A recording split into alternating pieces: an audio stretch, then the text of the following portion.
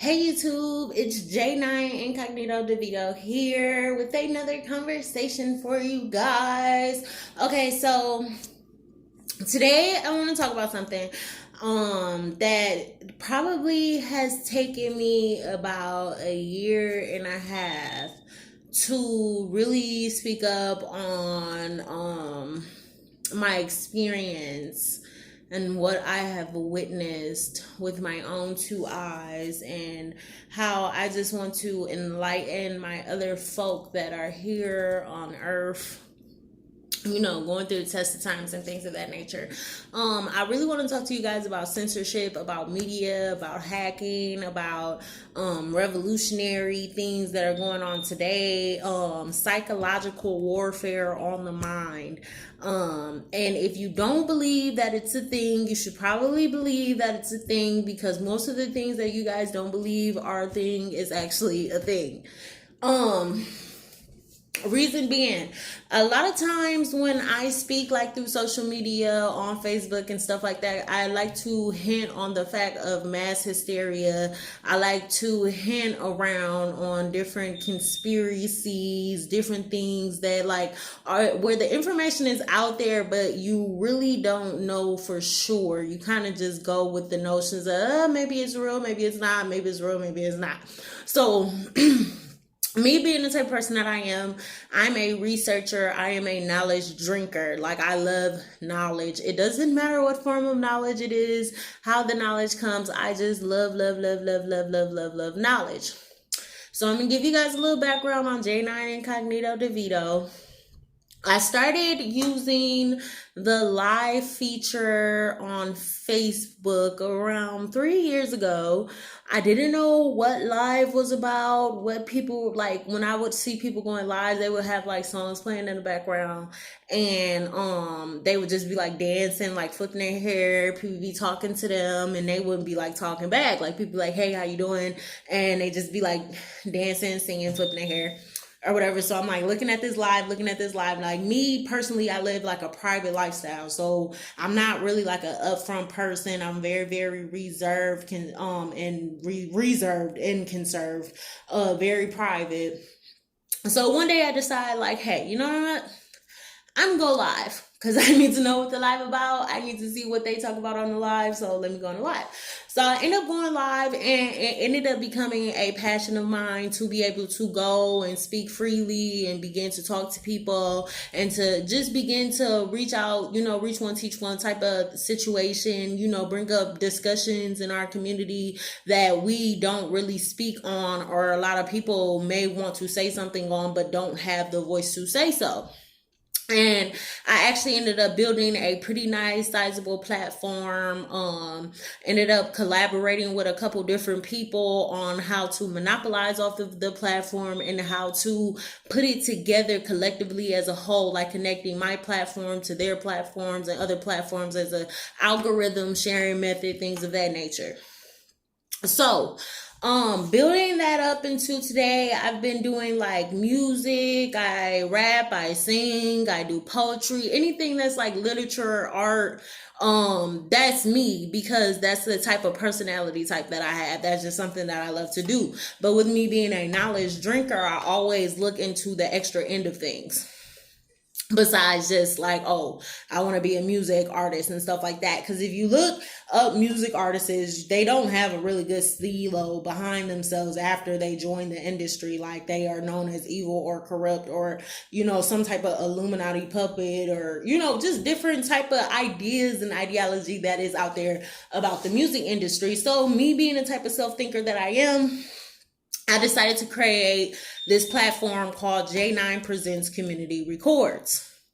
Now, with me creating the platform J9 Presents Community Records, I have a specific algorithm, a specific goal plan, a specific strategy, a specific financial program set into place in order for the business to be successful. And it also just brings a lot of knowledge and light to media as a whole. Now, the conversation, like I said, it's been like a year and a half that I've been kind of like, huh, should I have this conversation with America, or should I just keep this to myself, or should I just have this conversation with America, or should I not have this conversation with America? So I'm at this point where I'm like, okay, I have to have this conversation with America. And it's so embarrassing because I know with the conversation that I am trying to have with America, I know a majority of my listeners or a majority of the people that hear this video is going to be like, oh, she's false, she's crazy, she's this, she's that, and she, is all this other stuff like that. But lifetime, I'm ready to tell my story.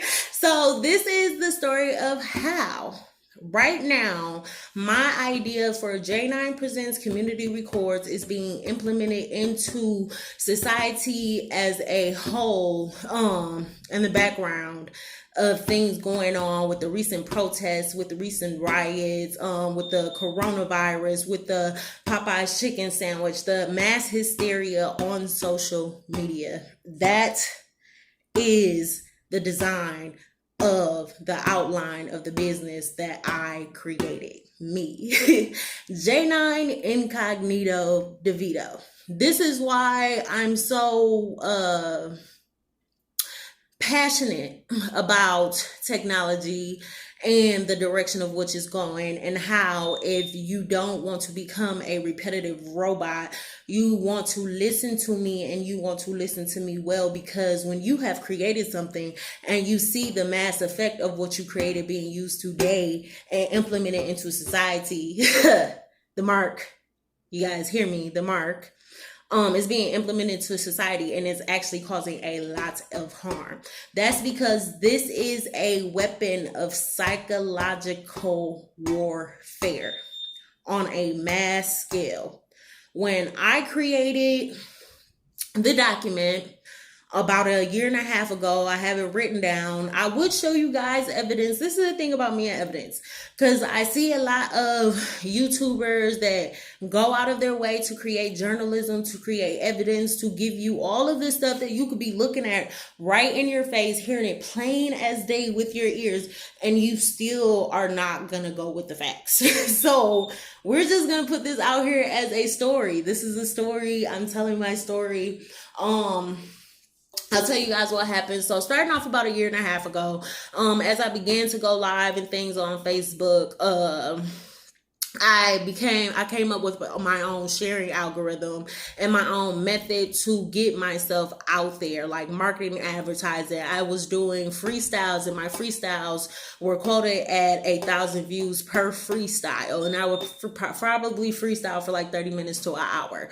When I first started it, the views would be low, like 51 to 91 views. It would be a low amount of views, but after I used my algorithm to put myself out there and to share to a certain platforms or certain type of groups, to put myself out there, the views would go from the small amount of views from like 51, 91 all the way to 1,000 views, and I give it about 2 or 3 days. And that was like after the first year or 6 months to a year of me going live. That's how the views or how my algorithm was working. As Facebook began to implement more features or more things that you can do as a whole, I came up with a new way to strategize in order to bring my viewers up while I was on the live, versus me being outside of the live or done with the live and then becoming to attract those kind of views. In my document, I outline to full effect, full detail, why it works, how it works, where it works. Remember, this is a algorithm that I came up with, so I'm not going to be on here to tell you guys the exact thing of what I came up with, but there's a lot of people that I sent this document out to, because once I had realized exactly what it was that I was doing, I realized how much money the black web could be worth. So with me knowing and having this knowledge of what's going on, and being aware of circumstances and what is actually implemented into society, I took it upon myself myself, and I took it upon myself to call the FBI and tell them, like, hey, you guys, I'm sorry. Now, mind you, before I actually called the FBI, Facebook was trying to take my page from me, was telling me I was doing all types of illegal activities. The United Music Group, they were discrepant with all of my freestyles because they felt like they should have ad share earnings. Mind you, too, guys, I have all of the research, the emails, and things of that nature to go along with the story that I'm telling you. So basically, United Music Group, they were trying to shut me down for my freestyles, which were giving over 1,000 views. I was going and I was touching certain beats and certain instruments, and they weren't allowed to get paid off of it through their ad share earnings because they were already gaining their points through public domain. And once you put something into public domain, it makes it to where it is usable under any type of copyright infringements if it's under public domain already. So you're allowed to use those beats if you're not selling or trying to resell or recreate something that is not yours, basically. So with them being on, they were trying to push to get me shut down.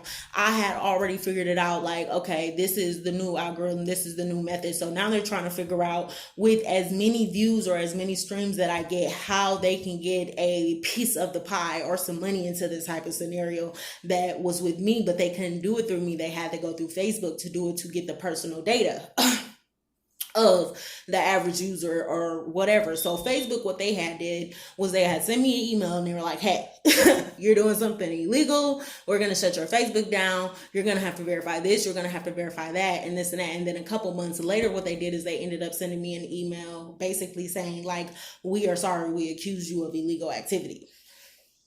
Which brings me to this. Once I had actually sat down and I had researched the Facebook data breach, I had realized that my data had been breached, but I also realized something else about my data being breached. I also realized that Facebook was selling my data, or selling all of the user account data, any click, any like, any type of comment, any type of issue, any type of words and stuff like that. What they do is they filter through the data and they put you on a different type of data track. Maybe it's off of a personality list. Maybe it's off of what you purchase or what you listen to, what are you intrigued with, and things of that nature. And they begin to generate ads in order for you to follow. It's like when you go on Facebook and maybe you were on Walmart.com and you were looking for tables. All of a sudden you get on Facebook and there's a bunch of ads for tables, or you get on Instagram, there's a bunch of ads for tables, or YouTube, there's a bunch of ads for tables. So you have to start wondering what exactly that they're doing. They're trying to push you as the buyer into the stream of product that they want you to buy, and they're trying to categorize it off of your personality type. Me knowing that, I put my Miranda rights on Facebook. Miranda rights up on Facebook. If you put your Miranda rights on Facebook, mind you, I do have proof of everything that I'm telling you, but even though it sounds so bizarre, because I'm saying the government is using what I created against you guys, it sounds so bizarre, it sounds so crazy, it sounds so messed up that you probably, if I gave you the evidence, you'd be like, so what does that prove? So I'm not going to go into details about evidence, but basically, try it yourself. Go on Facebook, go on Instagram, go on anywhere where you can type the Miranda rights. I have the right to remain silent. Everything I say can and will be used against me in the court of law. And write that on your Facebook page. What happened to me once I wrote those rights down on my Facebook page is when people would try to share my videos outward, it wouldn't allow them to share my videos outward. When people would try to take my statuses and share them through like Messenger group and things of that nature, mind you, we have screenshots of the blackout. What would happen is that it would be black, like a black square. It wouldn't tell you what I was saying, who said what, how they said it, or anything like that. So after I figure it out and I go through all of these steps and these algorithms and I have it all written down as a business algorithm and all of that good stuff like that, I basically basically a situation happened. about a year and a half ago. I don't want to get directly into detail of the situation that happened about a year ago once I've formulated the program and I realized that it was a psychological warfare tactic, and it was also something that Facebook had already been implementing on their side, but I had figured it out on my side, but that's actually against the law. Reason being, in 2000 and I believe 16, Facebook had a data breach, and that's where a lot of people's data, it got released into a census for voting, and they went to trial. Don't believe? Watch the Netflix series The Hacker, and it's going to tell you exactly what was going on. So what it was is that for me on the outside looking into the Facebook system on a phone, I was basically hacking Facebook by using my algorithm to put myself out there, and then the data that they were collecting from me or collecting from us as a whole to push the idea together after I sent the idea out to multiple people and told them to sign it over in their will because I knew what the technology was worth. Mind you me, there's a whole email with a connected list of people. A whole email with a connected list of people basically telling them to sign this document over in your will. Because, yeah, it's a really, really large piece of technology. So what happened was something happened. It was me and an ex. We were talking to each other. We were together. We were whatever we were. And they ended up calling the police and stuff like that because I was trying to tell them and I was trying to tell everyone around me what exactly it was that I had done, and nobody believed me. Can you believe it? No, I believe it. Nobody believed anything I was saying. Everybody was making it seem like I was crazy. Everybody was making it seem like I had lost my mind, like it was something wrong with me, but there really, really, truly wasn't anything wrong with me. I was trying to tell them like, yo, I messed up big time because I didn't know what I was doing was illegal. Facebook let me know what I was doing was illegal when they tried to snatch my page from me, and then they came back with the, oh, my bad. So I ended up talking to the police officers after my ex had called because he had thought that I was crazy. I ended up talking to the police officers, and I was telling them about my document, and I was telling them how it's connected to the FBI and how I know that it's psychological warfare, and I know about the type of technologies and systems that they use, and I'm on camera saying all of this stuff and telling them all of these things that I know about what they do, and they deemed me crazy from the start. Right hand to God, had to take out a lawsuit against the city of Milwaukee, just for the injustice. The FBI, they laughed in my face. They were like, you do not have the code documents and you're black. Like, I got documents to prove it. So basically, they thought I was crazy when I was trying to tell them what was going on. But after the situation, after me contacting the FBI, after them telling me what I had, after them telling them I was sending them the document, after filing a lawsuit against the city of Milwaukee, against the officers from that came and did the wrongful arrest from my house, and after explaining myself to the FBI and things of that nature, they said that they would look into it, but they never looked into it.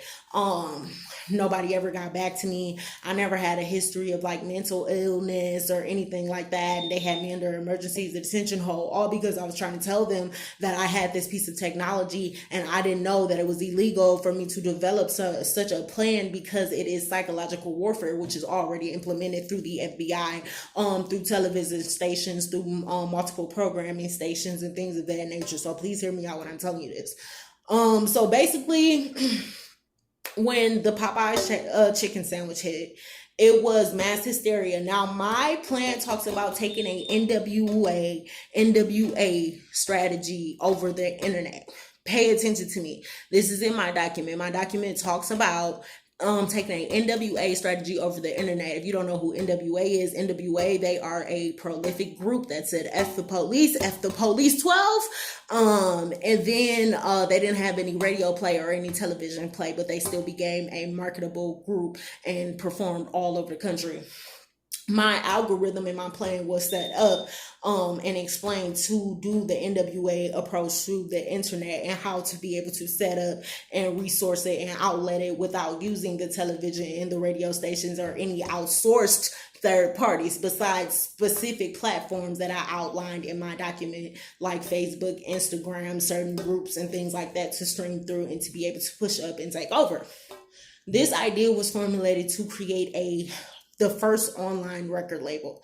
Don't believe me? Just watch. The first online record label. This is my idea. This is what I came up with. I'll include a screenshot at the beginning of this video and things of that nature. But basically, the Popeye's chicken sandwich, when they first came out with it, they never used a commercial or used a radio about the Popeye's chicken sandwich. They used word of mouth advertisement, and internet is the fastest form of word of mouth advertisement, especially if you connect all social platforms. You will be able to take over the world. You will be able to present an image, put it everywhere, and make it believable. So you guys, please pay attention to me when I'm saying this. So this is the first outbreak of what I seen. So when I seen the first outbreak, I'm like, okay, Popeye's chicken sandwich, nothing new. People talk all the time. And I'm like, okay, but I'm also reading my document and I'm like, okay, I'm back off, but I'm not going to say nothing. Debate about whether or not I should come forward or whether or not I should tell you guys about a psychological weapon that's being used against you that I created personally, that I know is mine because I have the document to prove it. Second case that popped up after the Popeye's chicken sandwich was the coronavirus. The first case of mass hysteria, I believe that was a tester trial to see if the information or technology that I had presented actually worked, and it did. So what they did was they used something simple like a chicken sandwich as a tester product, and then they moved forth into the next thing, which was what we all know today as COVID-19, coronavirus, Wuhan, things of that nature. So what happened was it was a certain specific virus that got out, or whatever story that they wanted to implement, and they began to produce it at a mass scale. They began to put it on outlets, and they used a bunch of bots to promote the information and to have it blow up the internet overnight during a certain time frame and a certain time period in the algorithm to make you react. Coronavirus. And then the third one would be the George Floyd Black Lives Matter movement, the civil war that they're trying to start inside of the United States of America. When I believe you and when I tell you that the information and how that they're presenting the information and the algorithm of technology to you is my document. So I know that they're using it against you to get you to react a certain type of way. That's the only reason why I'm coming forth today. The document that I have, I hope this gets out. I hope it goes viral. I hope you guys know what you're dealing with, because you're dealing with a beast.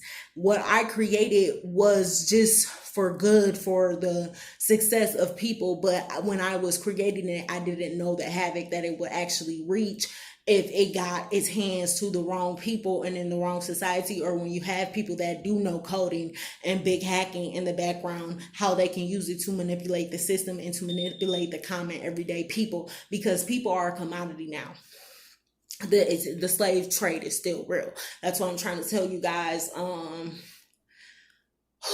Oh my God. It's like, you guys don't even know, it's a breath. It's lifted off of my shoulders. Hopefully I'll add as much information, documents, or something that you can see that says J9 Presents Community Records, and you can see as many people that I told to sign over in their will, to give it to their children.